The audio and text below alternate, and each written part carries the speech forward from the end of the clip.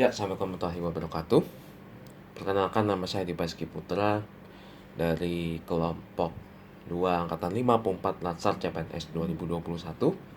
Pada hari ini saya akan membahas learning journal dalam bentuk podcast mengenai salah satu materi yaitu materi anti korupsi yang merupakan salah satu bagian dari aneka, yaitu akuntabilitas, nasionalisme, etika publik, komitmen mutu, dan anti korupsi.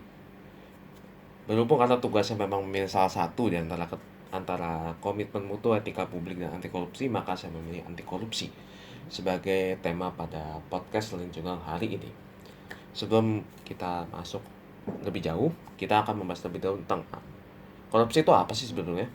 Jadi korupsi itu berasal dari kata bahasa Latin, yaitu corruptio. Nah, korupsio sendiri di bahasa Indonesia tuh kalau dari KBBI artinya penyuapan atau pemalsuan atau busuk, palsu, dan suap.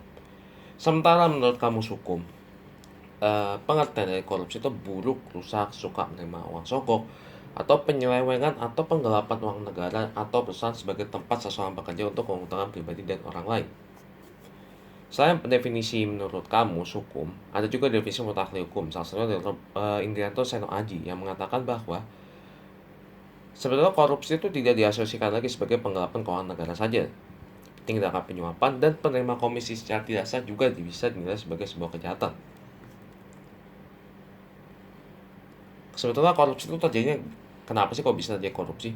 Korupsi itu ada dua hal, ada niat, ada juga kesempatan.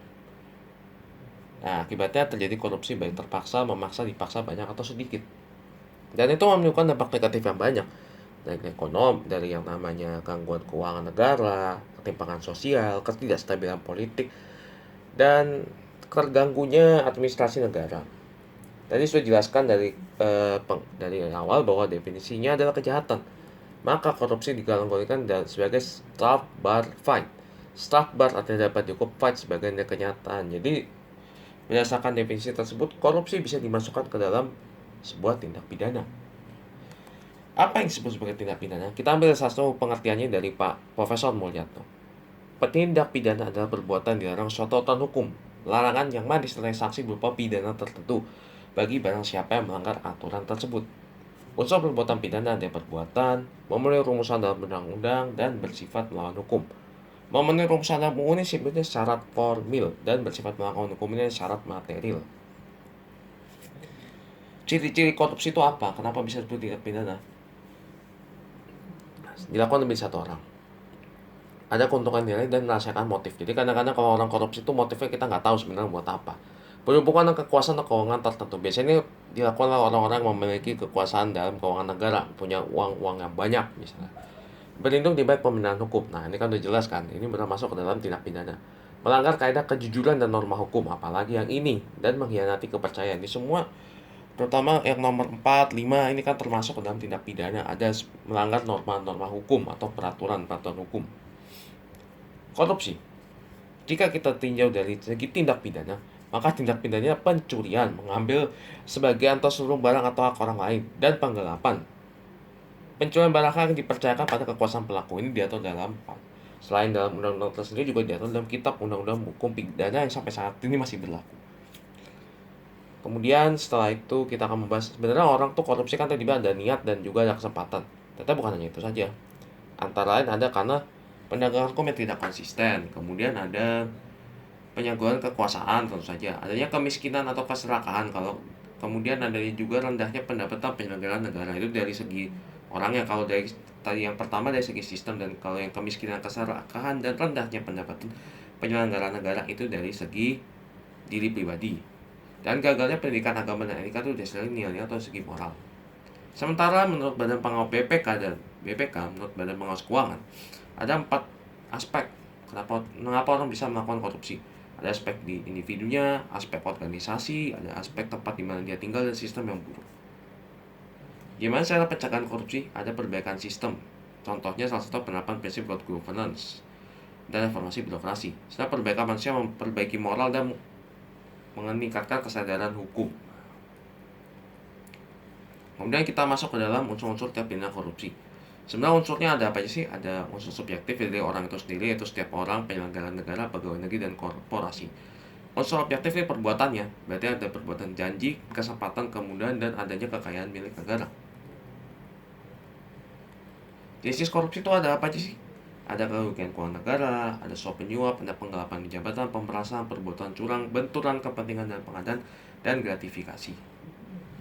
Nah, ada beberapa istilah-istilah yang umum ya. Salah satu adalah white collar crime, kejahatan kerah putih. Biasanya dilakukan oleh pejabat-pejabat tingkat tinggi, ini sudah sering umum nih. Atau extraordinary crime, ini kejahatan yang sangat canggih dan luar biasa, sehingga kejahatan itu baru diserahkan dan diketahui dalam waktu yang lama. Dan juga yang biasa terjadi public power dan economic power, dilakukan oleh orang-orang yang berkuasa jadi kejahatan ini.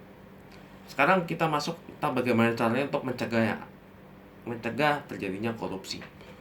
Salah satunya adalah dengan spiritual accountability.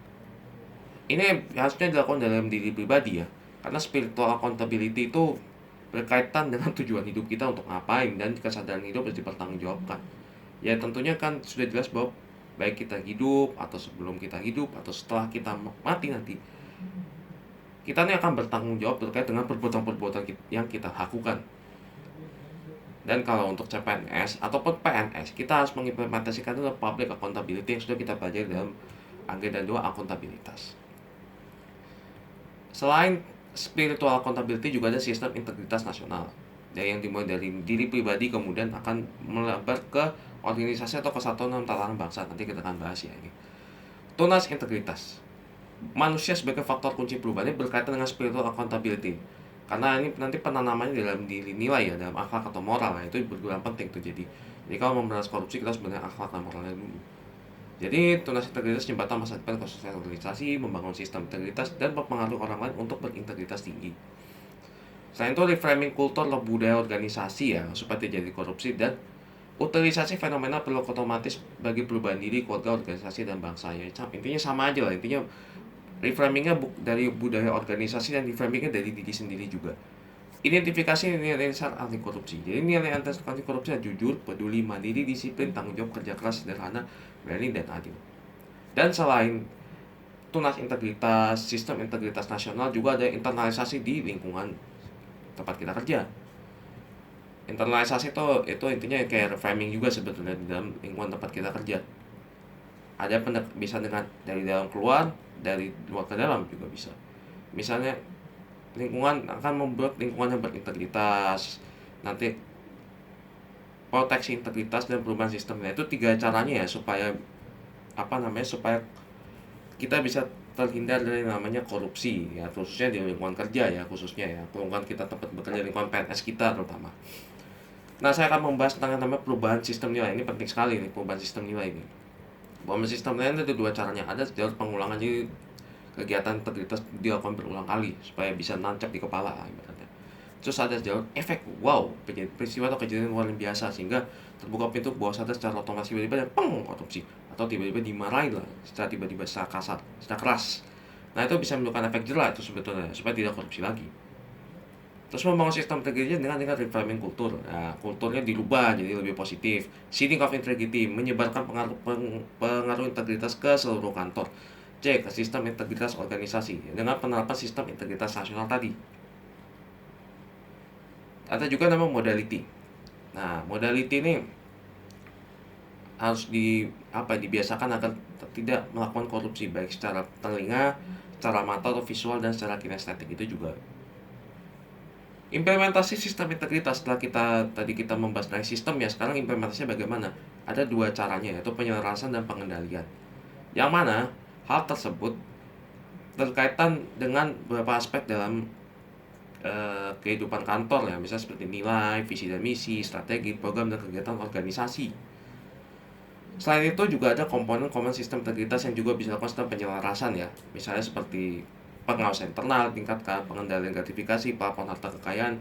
Semua itu dilakukan untuk mencegah terjadinya korupsi, terutama di lingkungan organisasi, yang nantinya akan menuju kepada kematangan praktek sistem integritas, dan pada akhirnya organisasi bebas dan bisa terhindar dari praktek korupsi. Ya, sekian dan terima kasih podcast saya. Wabillahi taufiq wal hidayah. Wassalamualaikum warahmatullahi wabarakatuh.